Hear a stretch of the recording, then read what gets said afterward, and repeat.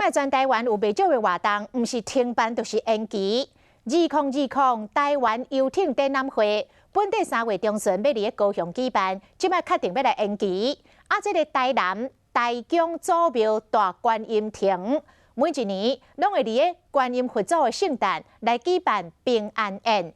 但是今年请示佛祖竟然是跋无杯，所以决定甲平安宴取消，改办消灾的法会。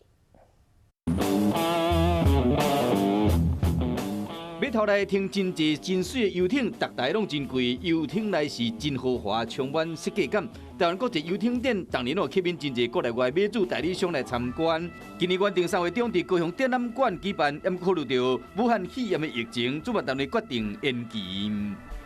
在室内展的话，可能对疫情的部分要特别的一个谨慎，所以我们经过会商的结果，就决定延期举办。台南这场平安宴嘛停办。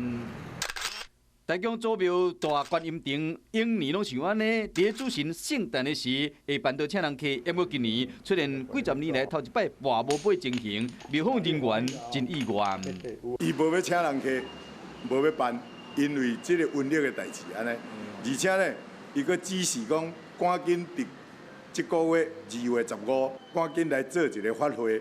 取消平安宴，庙方听佛祖指示，决定改办度瘟法会。为防疫安定人心尽一份力量。